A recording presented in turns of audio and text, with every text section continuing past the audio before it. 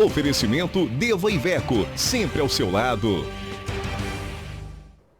Para você nos acompanhar, então, a partir de agora e saber exatamente como é que está a programação da BH News pelo canal 9, da NET, pelo 29 do HF e pela internet no bhnews.tv.br, preste atenção nessa nova estrutura de programação que nós teremos. Nós teremos o Jornal das 5 com a Renata Dairel, logo depois entra o Revista BH News com a Angélica Rod e logo na sequência do Revista BH News vem o Redação BH News. Isso é a BH News propôs, a direção da BH News propôs essa mudança para que toda a informação ao vivo venha na sequência para que você, telespectador da BH News, seja privilegiado com as nossas informações ao vivo e possa nos acompanhar por mais tempo nesse fim de tarde, começo de noite da programação da BH News. A BH News ocupa cada vez mais um lugar de importância na informação, na transformação da informação e da notícia para Belo Horizonte, para a região metropolitana. E isso a gente vê pelo número de e-mails, pelo número de conversa, de pessoas que conversam conosco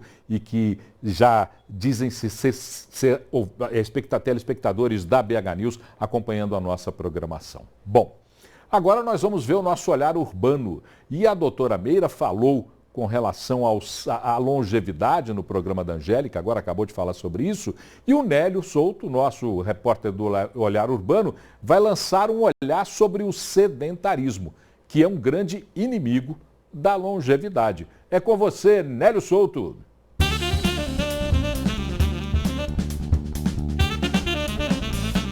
Olá, Paulo. Olá, pessoal. Tudo bem? Bom, o Olhar Urbano de hoje vai falar sobre sedentarismo. Uma pesquisa divulgada em janeiro mostrou que cerca de 15% dos brasileiros são sedentários. Esse número pode ser bem maior, já que a pesquisa considerou apenas pessoas que não tivessem praticado nenhum exercício físico, nenhuma atividade física nos últimos 3 meses anteriores à pesquisa. Pode ser ainda um pouco maior, já que a pesquisa também não considerou pessoas que, porventura, vão para o trabalho ou para a escola no percurso de cerca de até 15 minutos, caminhando, um pouco mais de 15 minutos caminhando, ou que não faça esse deslocamento de bicicleta. E pode ser ainda maior porque a pesquisa também considerou que pessoas que realizam atividade de limpeza de casa, de faxina pesada, como alguém que pratica atividade física.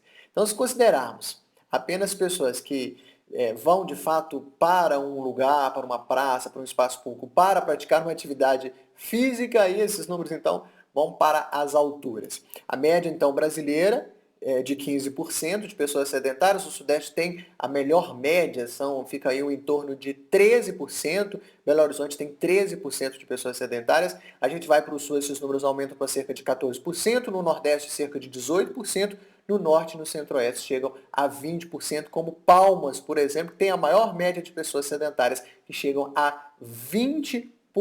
Belo Horizonte é uma cidade que favorece bastante a atividade física, nós temos vários espaços, tem a Lagoa da Pampulha, tem a Praça da Liberdade, tem a Lagoa do Nado, enfim, tem muitas opções, tem o Parque das Mangabeiras, tem o Parque Municipal, enfim, tem muitas opções aqui de caminhada, de corrida. Lembrando que sempre é bom que quem não está acostumado a fazer uma atividade física, que comece devagar, apenas quem quer correr comece só caminhando 15 minutinhos, 30 minutinhos, e vai conquistando aí gradativamente essa resistência, porque afinal de contas, o corpo é uma máquina, não pode forçar. Mas então, o nosso Olhar Urbano de hoje chama atenção para isso. Vamos segurar essa média aí de 13% de pessoas sedentárias, porque afinal de contas, sedentarismo é sinônimo de problemas de saúde. Então, bora exercitar, não é isso? Um ótimo resto de semana aí para nós. Nos vemos amanhã. Um grande abraço, Paulo. Um grande abraço a todos. Grande abraço, Nélio. Falou de um tema importante, o sedentarismo. Eu acho que a gente tem que discutir isso de uma maneira mais ampla. É até legal, João, você provocar aí essa discussão em 2 sentidos. Por exemplo, agora que nós estamos junto com a Angélica aqui no Revista BH News, o João, nosso produtor que está aqui nos ouvindo, nós entramos logo depois da Angélica, a gente provocar uma discussão do sedentarismo sob o ponto de vista da saúde e depois provocar aqui no Redação BH News uma sequência dessa discussão sob o ponto de vista urbano, Que equipamentos são dados para que você não tenha uma vida sedentária? O que é oferecido para que você deixe de ser sedentário? Ou você tem que andar por calçadas ruins, esburacadas, por ruas que não te dão segurança? Aí você vai na padaria, você podia ir a pé, você não vai na padaria, tem que pegar o carro para ir na padaria? porque o equipamento urbano não é adequado para você também quebrar um pouco esse ciclo, essa rotina do sedentarismo? São questões lançadas, mas quem conclui é você, o telespectador. Você conclui, nós aqui fechamos a nossa informação. Primeiro bloco tem Renata. A Renata já está me olhando lá com uma cara séria. Menina, dá um sorriso para mim, menina. Aí ela deu um sorriso para mim agora. Vocês não estão vendo, mas eu estou vendo a Renata aqui no cantinho da tela. A Renata está aqui no cantinho da tela, já deu o primeiro sorriso. Renata, o que está acontecendo em Belo Horizonte, na região metropolitana, em Minas Gerais, nesta terça-feira, dia 22 de abril? Boa noite, é com você. Boa noite, Paulo. Boa noite a todos. Vou começar então com o destaque do jornal O Tempo. No primeiro bloco, você tinha dito, Paulo, que foram 15 pessoas que morreram nas BRs, né? Bem, nas estradas estaduais foram contabilizadas 17 mortes em 428 acidentes. No total, 354 pessoas ficaram feridas. E os motoristas ainda enfrentam lentidão no trecho da BR-381 entre Ravena e a Ponte do Rio das Velhas, no sentido Belo Horizonte. Talvez seja por isso, pela essa lentidão, para esse trânsito carregado, que a gente não tenha registrado nenhuma morte aí na 381, né, Paulo? A boa notícia que a gente traz é não ter sido registrada nenhuma morte na 381, isso é verdade. Agora, uma coisa que preocupa é esse número elevado de acidentes nas rodovias estaduais. Se, por um lado, as rodovias federais já mostram uma redução no número de acidentes, as rodovias estaduais preocupam nesse sentido. O que acontece, a gente pode verificar, e aqui a gente tem que fazer justiça por um lado e uma reflexão por outro, é que o governo de Minas investiu mesmo. As rodovias vicinais, as rodovias intermunicipais, estão sendo transformadas em boas rodovias, muito melhores do que eram há um tempo atrás. Isso ninguém pode negar. E aqui não tem nenhuma campanha política, não tem nenhum favoritismo ideológico, eu não devo nada a ninguém que está no poder e nem a ninguém que está fora do poder. Não, como diz o Barroso, jornalista não tem nem situação nem oposição, ele é posição de jornalista. Então a gente tem que entender claramente que as rodovias municipais, intermunicipais, foram melhoradas nos projetos feitos pelo governo de Minas Gerais. Melhorou a rodovia, o cara quer correr um pouco mais, quer andar um pouco mais. E daí talvez a gente verifique esse número elevado de acidentes que a gente viu durante esse feriadão prolongado da Semana Santa. Mais informações, Renata? Tem sim, Paulo. Agora um destaque do Hoje em Dia. A quebra da safra de trigo nacional criou uma dependência no Brasil de importação de trigo e isso aumentou em 10% o preço do pãozinho de sal em um ano. Em abril de 2013, o valor de 1 quilo era de R$ 9,07. Este ano, este valor é R$ 10,03. Parece pouco, mas isso junta e pesa no bolso do brasileiro, né? E a tendência é de novos aumentos, pois as cotações do trigo só devem dar um refresco após o início da safra nacional, que é em setembro.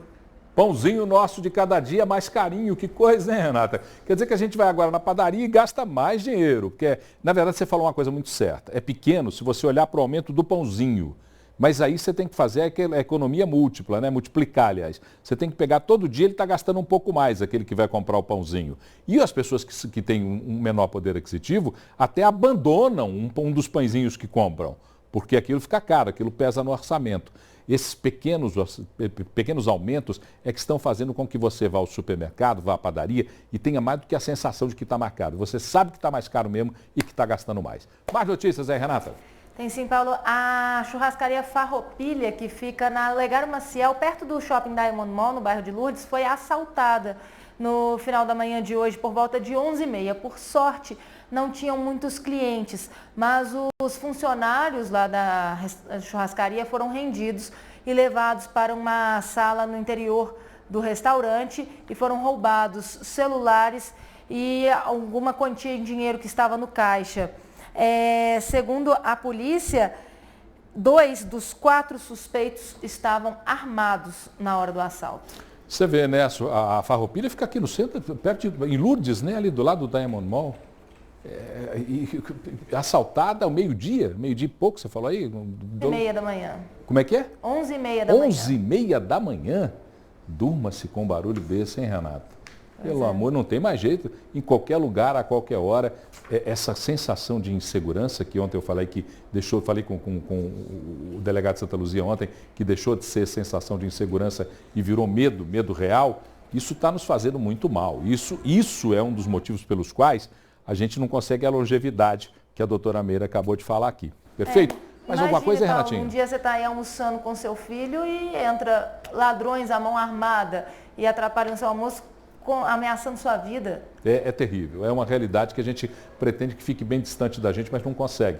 Está batendo na nossa porta toda hora. Renato, você volta com o Brasil e o Mundo daqui a pouquinho? Com certeza. Então tá bom, Renato, um abraço. Já a Renata volta com as notícias do Brasil e do mundo e a gente faz um rápido intervalo para voltar com o terceiro bloco, com o segundo bloco do Redação BH News.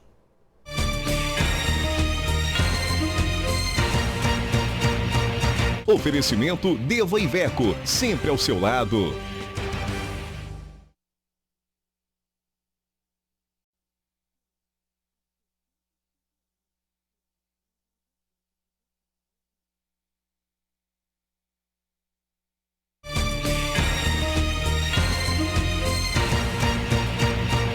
Oferecimento Deva Iveco, sempre ao seu lado.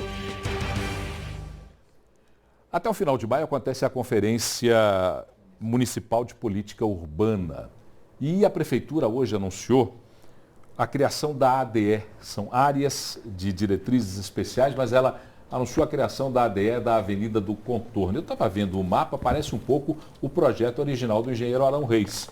Mas essa área tem regras diferentes da cidade e pretende minimizar os efeitos do crescimento urbano desordenado, principalmente naquele perímetro que a Prefeitura demarcou para essa primeira ADE, que é a ADE da Avenida do Contorno. Nós convidamos para falar sobre esse tema o arquiteto urbanista Sérgio Missior e o presidente da Comissão de Políticas Urbanas da ACEMINAS, Associação Comercial de Minas, José Aparecido Ribeiro. Muito obrigado pela presença dos dois. Não é sempre que a gente tem duas visitas ilustres para um tema tão importante. Obrigado. Nós que agradecemos. E eu começo já lançando uma pergunta para qualquer um dos dois, pode começar na ordem que quiser, falando da forma que acharem melhor.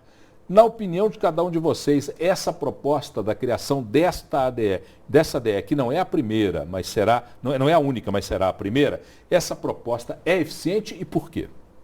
Bom, primeiro eu gostaria de contextualizar, né? Nós estamos em curso com a 4ª Conferência Municipal de Política Urbana e talvez diferente das anteriores, essa 4ª tem uma carga de inovação muito acentuada. Na verdade, todo o planejamento urbano da cidade está sendo alterado. Quer dizer, essa proposta está sendo feita pelos técnicos da Prefeitura de Belo Horizonte e se pretende, inclusive, substituir o zoneamento, como a gente conhece, né? Zona adensada, zona de adensamento preferencial e todas as outras tipologias por categorias.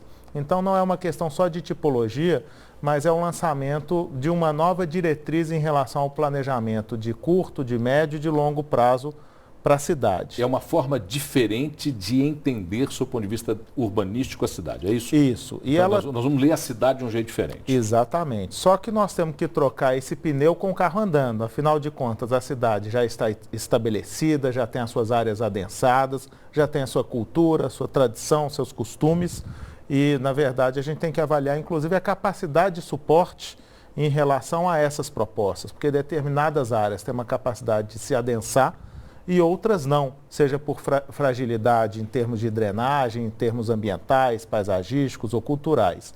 E a área de diretrizes especiais se encaixa nesses termos, ou seja, ela foi pensada como alguma coisa específica para poder definir principalmente a preservação cultural, ambiental ou paisagística de determinadas regiões. Deixa eu só ver se eu consigo interpretar isso no meu entendimento, talvez ampliar um pouquinho a discussão para o espectador.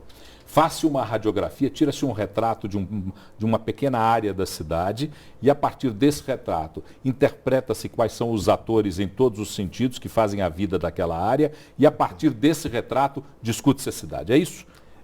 A discussão da cidade se dá a partir de um diagnóstico e presume-se que ele envolva também uma leitura comunitária. E esse é um dos principais pontos que tem nos afligido, que é justamente para que os anseios, os desejos e as próprias expectativas da população estejam de fato espelhadas nessa proposta de mudança. E para isso, Paulo, eu acredito que o tempo foi extremamente reduzido, provavelmente até insuficiente para processar todas essas informações, que afinal de contas os técnicos vêm se dedicando há alguns anos e que nós, os delegados dos 3 setores, o setor técnico, o setor popular e o empresarial, estamos tendo praticamente 3 semanas para poder conhecer essas propostas e deliberar sobre elas. Então, é uma responsabilidade muito grande, num tempo muito curto e informações ainda que não estão assim 100% recebidas, né? Eu queria falar um pouco mais sobre esse tema da conferência e também da participação popular. Sim. Mas antes eu queria ouvir o presidente da Comissão de Políticas Urbanas da Seminos, Zé Aparecido, sobre, com relação à sua opinião, sobre a eficiência ou não dessas políticas que estão sendo propostas. Paulo, eu acho extremamente positivo porque a cidade é um organismo vivo, em constante mutação. Essas áreas de diretrizes especiais, elas não são novidades. Elas acontecem nas maiores cidades do mundo. Aconteceu em Nova York, lá na década de 50, lá do tempo da Jane Jacobs, que era uma especialista nesse assunto, virou uma referência mundial nisso. É no sentido de revitalizar a cidade, dar à cidade a oportunidade de se revitalizar. Eu estava conversando com o Sérgio ali agora, que é uma pessoa que eu respeito extremamente nessa área. Belo Horizonte tem áreas de Belo Horizonte extremamente degradadas e que, se não forem feitas intervenções do poder público nesse sentido, aumentando o potencial construtivo, essas áreas tendem a morrer. É o caso da Avenida Amazonas, como nós estávamos falando ali agora. A situação da Avenida Amazonas é caótica, né? A Avenida Amazonas está morrendo, né? E assim vale para a região central da cidade, vale para várias partes da Avenida do Contorno, que esses 8 quilômetros que estão dentro da ADE. 8 quilômetros quadrados, 8,9 quilômetros quadrados. Exatamente. Eu acho extremamente positivo, nós temos que ser otimistas, nós não podemos ficar, viu, Sérgio, eu acho que a gente não pode ficar preso às questões pequenas, abrindo muito a discussão, porque a discussão, quando ela abre-se muito a discussão, nós nos perdemos no tempo, e o tempo, nesse sentido, é inexorável, né? Se nós não corrermos, a cidade perde. Então, eu acho extremamente positivo e acho que nós devemos apoiar a Prefeitura nesse sentido, né? Evidentemente, com as correções que têm que ser feitas. E isso aí tem muita gente atento nisso. E nesse sentido, eu li hoje no Estado de Minas que você é um dos representantes, um dos participantes da conferência. Isso. E você é delegado na conferência. Inclusive levantou a questão de que deve ser prorrogado o prazo. Deve ser além de maio a discussão, porque a discussão é muito ampla para que se possa encerrar em maio. Qual é a sua opinião nesse sentido e por que se justifica isso? Bom, primeiro, né, são 243 delegados, né? 1/3 representa o setor chamado setor popular, 1/3 o setor técnico e 1/3 o setor empresarial. E, na verdade, nós recebemos, quando do início da conferência, há cerca de um mês atrás, nós recebemos as propostas da Prefeitura para a mudança do plano diretor e da lei de parcelamento, uso e ocupação do solo. E as propostas são complexas e alteram completamente a direção de desenvolvimento da cidade. E a responsabilidade é muito grande. Nós precisamos, primeiro, receber essas informações e, por exemplo, uma das informações que eu considero de extrema importância é o famoso estudo de estoque. Esse estudo não foi disponibilizado ainda pelo próprio poder público, agora é que os instrumentos estão sendo disponibilizados.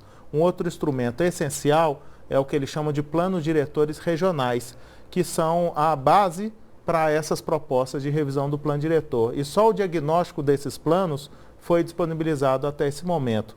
Ou seja, é importante que a comunidade se aproprie desses estudos e também ofereça propostas alternativas para aquilo que ela identifique que não atenda aos interesses comunitários, aos interesses coletivos. E para isso é necessário um tempo para que toda a sociedade civil se organize, Paulo, e possa construir propostas, possa contribuir. Afinal de contas, nós estamos num momento de gestão democrática das cidades e gestão participativa.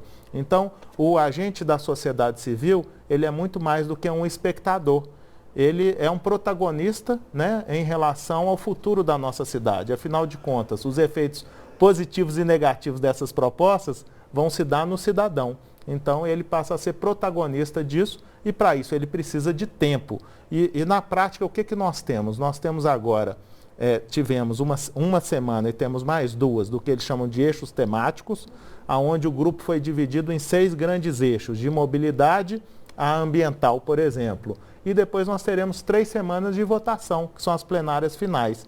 Então, nós já temos que deliberar sobre um assunto que nós não temos pleno conhecimento e muito menos tivemos tempo para poder fazer essa famosa leitura comunitária e oferecer propostas que melhorem a cidade. Você já matou a questão que ia fazer com relação à participação popular. Mas eu queria saber, do seu ponto de vista da opinião da Associação Comercial de Minas, como ela vê esse projeto da ADE Avenida do Contorno, principalmente porque ela impacta muito no hipercentro, que é uma discussão que a Seminas vem tendo há muito tempo. Eu, de muito tempo, acompanho essa discussão dentro da Seminas, com pessoas ligadas à direção da Seminas. Como é que vocês veem as propostas, por exemplo, de controle de tráfego, de aumento de vagas de estacionamento, diminuição, a diminuição das vagas de estacionamento, aliás, desculpa, falei errado, a diminuição das vagas de estacionamento, da revitalização para ocupações residenciais de menor tamanho. Como é que vocês veem isso? Vimos com bons olhos, realmente é uma nova cara ao centro de Belo Horizonte. Aliás, o projeto chama Nova BH, Nova Cara para BH, né?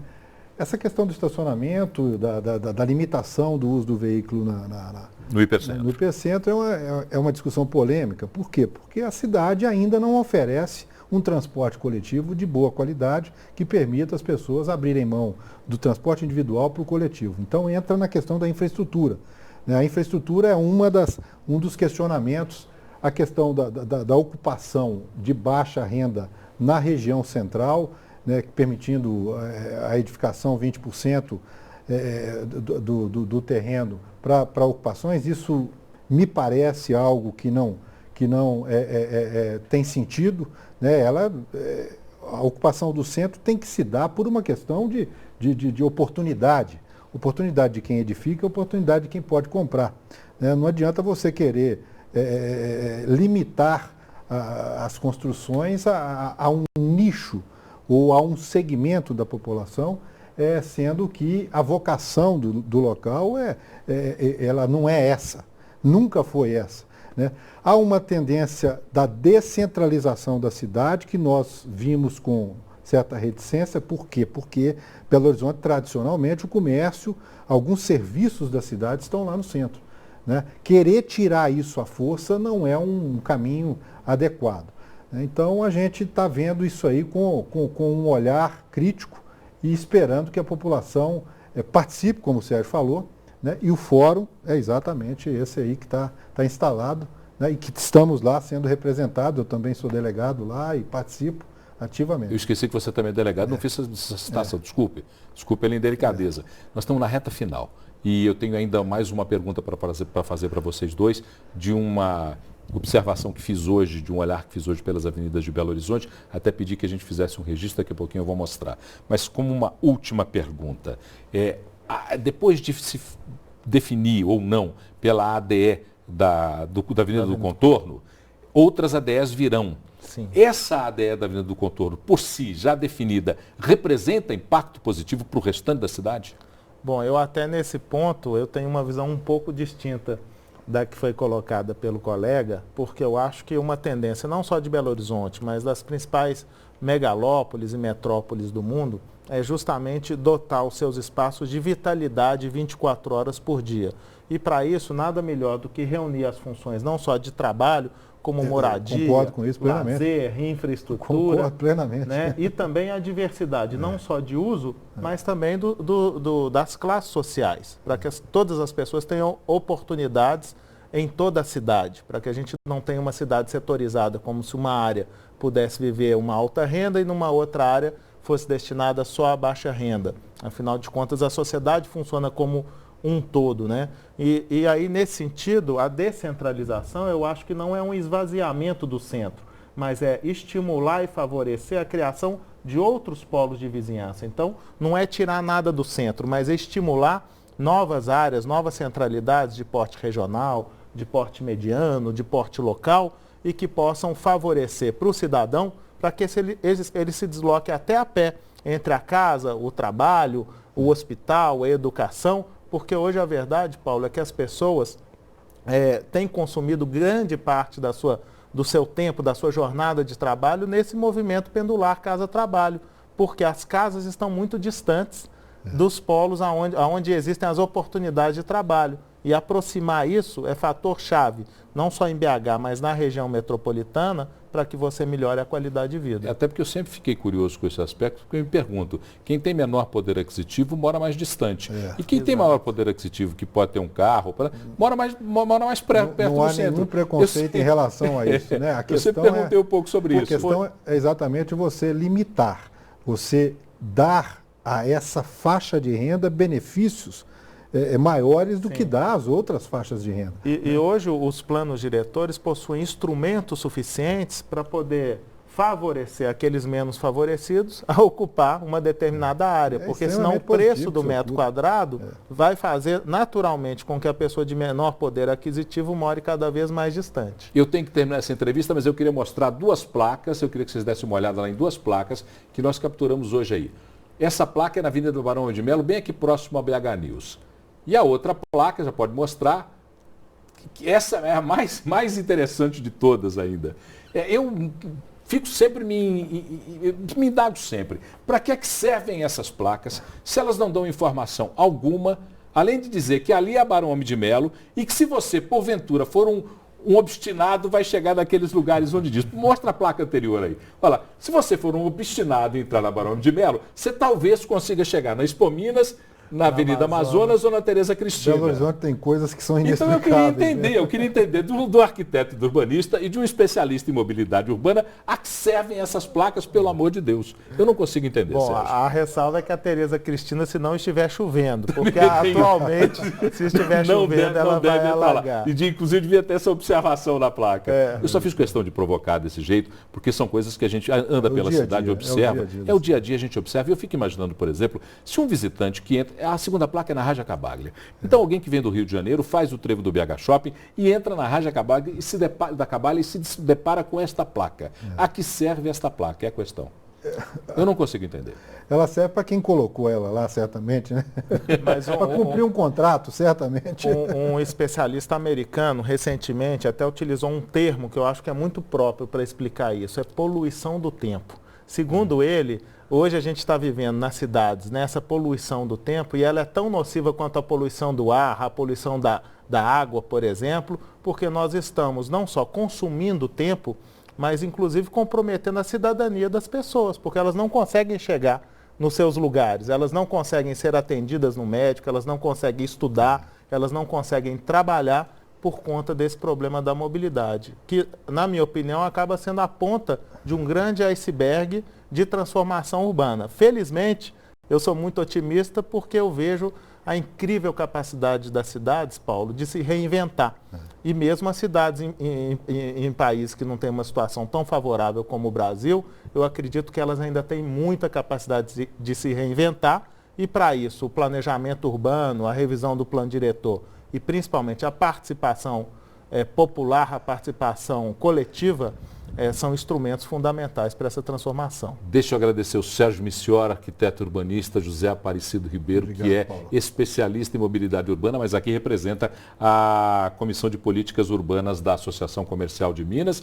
Dizer para vocês, os dois são atuais frequentadores do programa, que o programa está sempre aberto para a gente continuar discutindo esses temas. E sempre que a gente tiver um tema desse, vamos levantar o tema, trazer para cá, porque nós acreditamos firmemente que quem vai construir essa informação é quem está do outro lado. É o espectador, é o cidadão. Ele é que vai construir a informação do que nós falamos aqui. E a BH Trans está com um espaço franqueado para explicar para a gente o porquê dessas placas. Eu juro que eu gostaria de entender. Vamos dar um pulinho na redação? Alô, redação, alô, Renatinha. Renata, Brasil e Mundo. O que está acontecendo no Brasil? O que está acontecendo no mundo neste começo de noite? Final de tarde não, começo de noite do dia 22 de abril de 2014, uma terça-feira depois do feriadão. Paulo, a gente já tinha adiantado ontem que hoje começou a campanha nacional de vacinação contra a gripe. Este ano, uma nova faixa etária vai poder se vacinar não apenas crianças de até 2 anos, mas de 6 meses até 5 anos de idade vão poder receber a vacina de graça, além de outros grupos como diabéticos, idosos, também os detentos em todas as penitenciárias do Brasil e além dos profissionais da saúde. Apenas em Belo Horizonte são 147 centros de saúde que já começaram a vacinação e a expectativa do governo federal é de imunizar 49.600.000 pessoas em todo o país. Ok, começa amanhã, vai até o dia 9 de maio.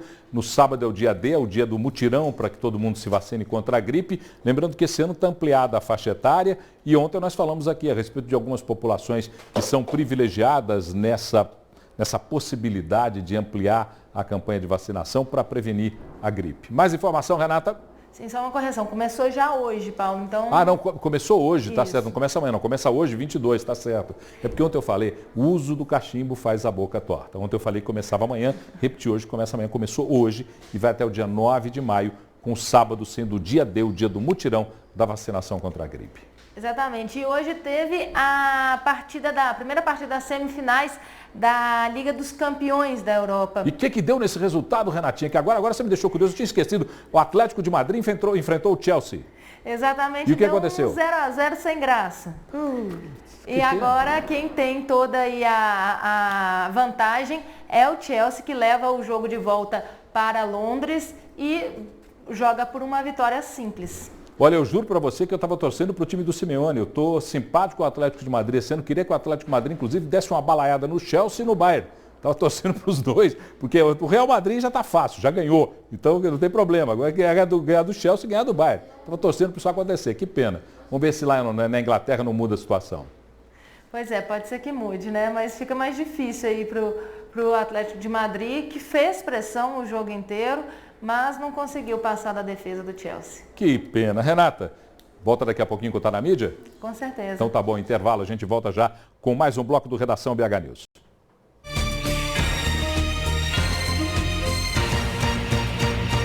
Oferecimento Deva Iveco, sempre ao seu lado.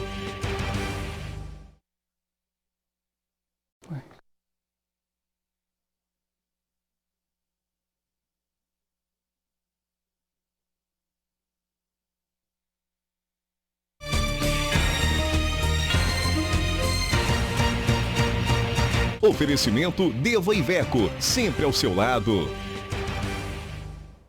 Agora são 7h17 e a gente está indo para mais um bloco do Redação BH News. Nessa noite de terça-feira, dia 22 de abril de 2014, falar de política com o Carlos Barroso e a gente já começa perguntando de linha direta para o Carlos Barroso. Boa noite primeiro. Boa noite. Prazer que você esteja aqui. A pergunta é a seguinte, o senador Aécio Neves agora definiu a data do lançamento da candidatura, é isso? Sem dúvida. Hoje em Brasília, Aécio Neves, a cúpula tucana, definiu que a candidatura dele vai ser lançada no dia 14 de junho, menos de 2 meses. E vai ser lançada em São Paulo. Interessante, né? Ele era aqui de Minas, mas vai ser lançada em São Paulo. Por quê? Porque o Aécio tem de vencer resistências dos grupos de José Serra e de Geraldo Alckmin contra ele. O grupo do Serra não combina com o Aécio de jeito nenhum. Lembra 2002, quando o Serra disputou com Lula e não foi apoiado aqui. Prevaleceu Lulécio. E agora 2010, quando ele disputou com a Dilma, e também não prevaleceu a campanha dele aqui. Houve o Dilmazia. Então vai ser uma dificuldade de Aécio Neves vencer essas resistências em São Paulo. Mas precisa costurar, porque São Paulo é o primeiro colégio eleitoral do país. Primeiro colégio, Minas é o segundo, São Paulo é o primeiro colégio eleitoral do país. E é o palco puleiro dos tucanos, né? O puleiro dos tucanos. O puleiro dos tucanos. Se é que nós podemos dizer que lá é o puleiro, mas tudo bem. Mas tucano não tem puleiro, não? Mas, a ave tem puleiro. Por falar nisso, as campanhas para o governo de Minas, já tem definição? Porque parece que tem mais pessoas, mais atores nessa briga. Como é que está essa questão? Já tem do lado do PSDB, Pimenta da Veiga. Inclusive, foi muito sentida a ausência dele ontem na solenidade em Ouro Preto. Mas ele se encontrou com a juventude tucana e disse que está firme, está articulando o vice, que deve ser Diniz Pinheiro, da Assembleia Legislativa, e o candidato ao Senado, que deve ser o Anastasia.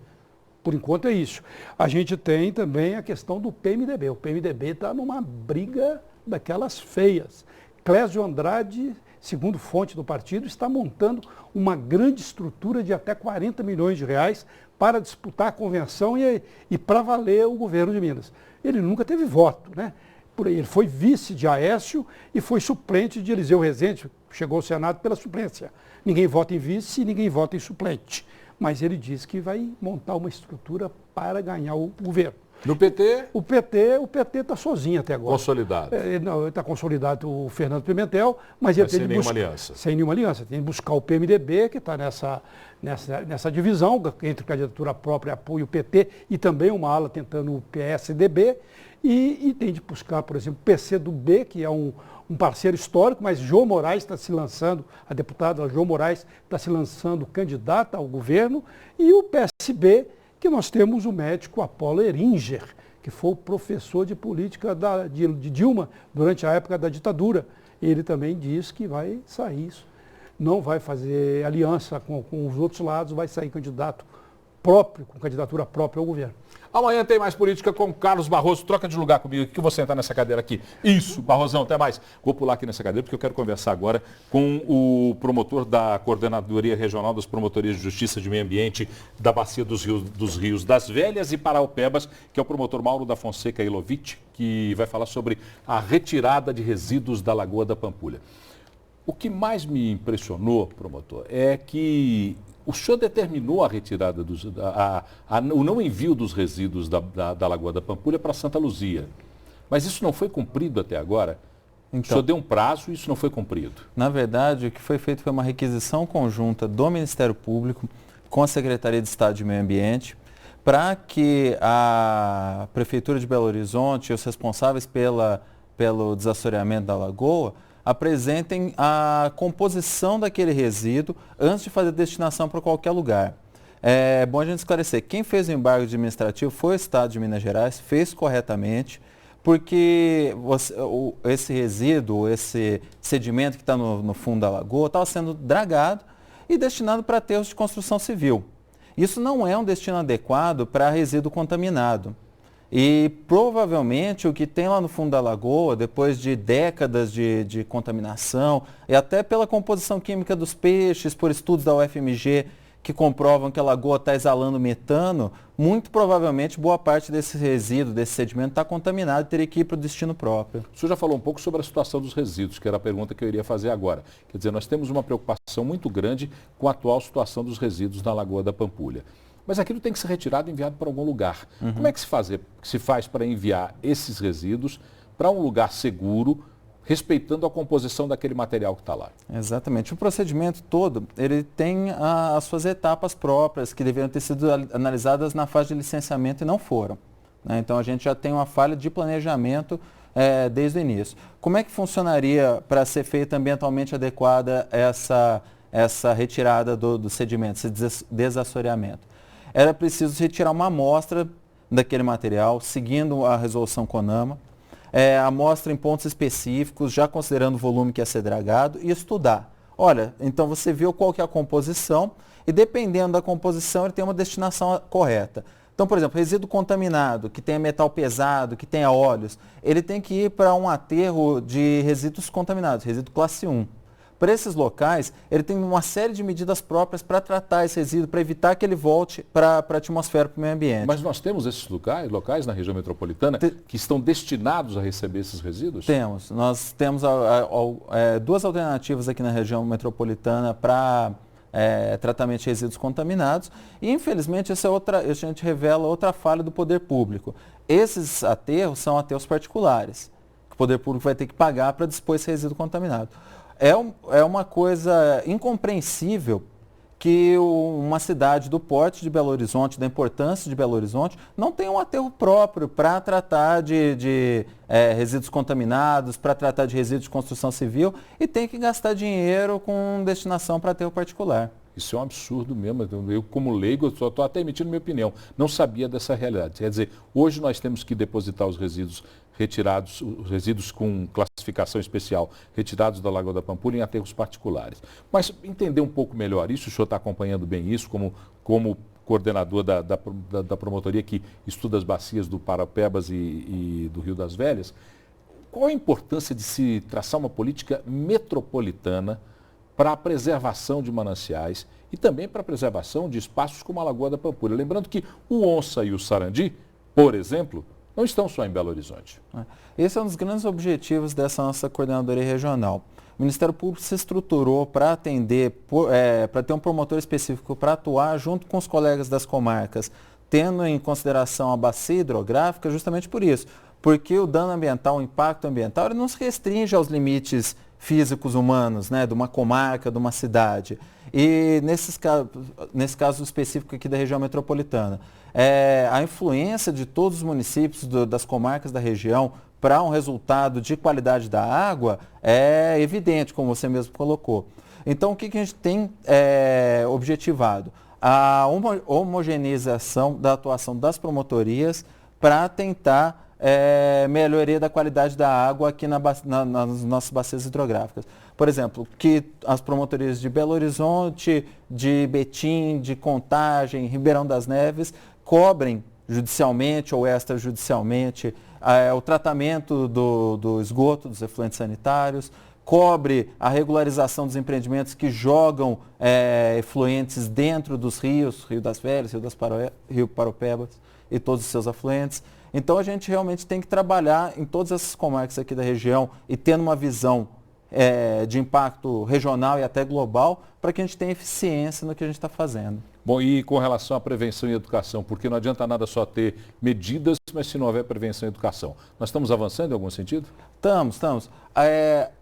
A gente precisa, sempre que se fala em meio ambiente, a gente precisa ter 3 focos. A gente tem que pensar em ações emergenciais, ações a médio prazo e políticas públicas a longo prazo. Infelizmente, né, como a gente até viu na questão da mobilidade urbana aí no primeiro bloco, o Brasil sempre pecou pela falta de políticas públicas a médio e longo prazo. A gente vai cuidar de ações emergenciais, olha, está contaminado aqui, gasta-se fortunas para descontaminar, mas não se pensa um trabalho a médio prazo para combater a fonte da poluição e principalmente a longo prazo de conscientização da população, dos empreendedores e do próprio poder público, para que reduzam o lançamento desses poluentes.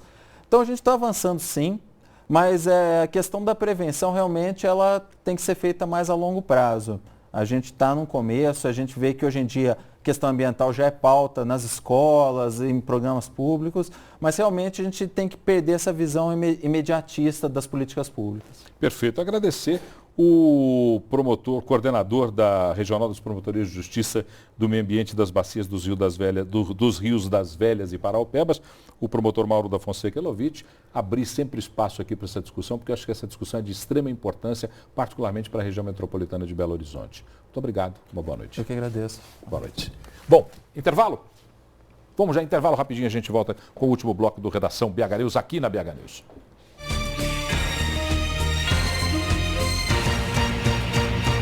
Oferecimento Deva Iveco, sempre ao seu lado.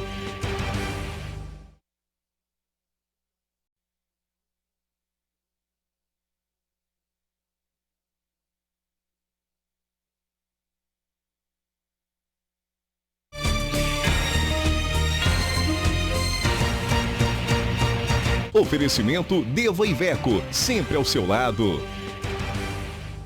Bom, para esse último bloco, já estou aqui sentado, porque a gente faz esse último bloco, finalizando o nosso Redação BH News, falando sobre uma pesquisa do IBGE que aponta para uma redução dos índices de desemprego na região metropolitana de Belo Horizonte. E quem está aqui conosco é o analista do IBGE, Antônio Braz. Senhor Antônio, muito obrigado, prazer conhecê-lo, prazer que o senhor esteja aqui conosco. Obrigado. E a pergunta é direta, quais os principais motivos para essa redução? O problema de olhar a taxa de desemprego, ela vem baixando, ela é muito baixa quando você compara com outros países, é que ela esconde uma informação que traz a verdade sobre o mercado de trabalho. Na verdade, a ocupação aqui vem diminuindo. E por que não aumenta a taxa de desemprego? Porque as pessoas estão perdendo o emprego, estão saindo do mercado de trabalho, deixando de procurar emprego. Então a taxa permanece baixa, embora a ocupação em Belo Horizonte venha diminuindo ao longo do último ano. Então, para a gente entender a ocupação, a gente tem que entender a permanência ou não daqueles do mercado de trabalho. Exatamente. Nem todo mundo que tem idade de trabalhar, trabalha. Então, para estar no mercado de trabalho, a gente considera aquelas pessoas que ou estão trabalhando ou estão procurando emprego. Quem não está trabalhando nem procurando emprego é inativo para efeitos da pesquisa. Então, se a pessoa perde o emprego e sai do mercado de trabalho, não procura outro emprego, ele passa uma situação de inatividade. Então, a taxa de desemprego não se altera. E é isso que vem acontecendo aqui, o que é surpreendente, porque a taxa é baixinha, parecia ela, por si só, uma excelente notícia. Nós estamos escondendo a sujeira embaixo do tapete. Não, os números estão lá. É que a divulgação tradicional é a taxa. A taxa Se é fala baixa. da taxa, exatamente. ela Mas cai. os analistas que trabalham com isso, eles vão mais a fundo e tratam dessas outras informações. Isso a gente verifica em Belo Horizonte e nas demais regiões metropolitanas? Belo Horizonte começou primeiro. Ela foi, desde fevereiro do ano passado, você vê esse movimento. No Brasil, como um todo, que é a média das 6 regiões, desde outubro. Recife começou um pouco antes, mas depois de Belo Horizonte. E o efeito Copa, tem alguma coisa a ver com isso? Os empregos da Copa, que são, entre aspas, temporários, porque depois da Copa podem ser extintos, estão impactando nisso? Não, aparentemente não. Quer dizer, você tem os setores onde você tem um emprego com essa característica, que é o comércio e tal, já teve a contratação e o ajuste. Então, a partir talvez de maio, você observa alguma coisa na pesquisa, mas no momento não tem nenhuma indicação que vai ter grandes alterações. E nas faixas etárias, os mais jovens, os mais velhos, isso tem alguma diferença ou essa realidade permeia todas as faixas etárias? Bom, tem muitos jovens abaixo dos 18 anos, a taxa de desemprego deles é muito mais elevada mesmo, porque não há colocação de fato para isso. Mas os mais jovens, até 25 anos, estão aqueles que estão, de alguma forma, sofrendo mais esse efeito de sair do mercado de trabalho e não procurar emprego. E esses índices medem, de alguma forma, o empreendedorismo, as iniciativas individuais? Não. Você tem lá uma das posições na ocupação, você tem os trabalhadores com carteira assinada, sem carteira assinada, tem o trabalhador por conta própria e o dono do negócio. E isso você vê um movimento também nessas categorias, mas essas vêm crescendo. Quer dizer, o trabalhador por conta própria vem apresentando uma variação positiva. Vem aumentando esse... Vem. Então, na verdade, dá para entender que há uma acomodação e uma tradução daquilo que é o movimento da sociedade. A acomodação é porque depois de um tempo de crescimento, de algum crescimento, o mercado de trabalho começou a reagir, a reação não aparece nas taxas, aparece nesse movimento de saída do mercado de trabalho, embora os analistas prevejam que para o segundo semestre as taxas têm que começar a reagir, não dá para todo mundo sair do mercado de trabalho e deixar de procurar emprego. É preciso ter um equilíbrio para ter uma leitura adequada. Exatamente. Bom, agradecer ao senhor Antônio Braz, que é analista do IBGE, nós estamos com o espaço sempre aberto. Toda pesquisa que sair, eu vou pedir para o João ligar para o senhor vir aqui. Já estão na lista, será um prazer. Porque é interessante essas interpretações, porque quando eu li a pesquisa, lendo a pesquisa, eu não entendia dessa forma. E agora já saí entendendo e tenho certeza o espectador também. Foi um prazer estar aqui com você. Muito obrigado, uma boa noite. Nós estamos encerrando aqui o nosso Redação BH News. Estou aqui, onde eu estou aqui. Estamos encerrando o nosso Redação BH News. Voltamos amanhã, 6h30, para mais um Redação BH News, aqui na BH News. Grande abraço, até amanhã.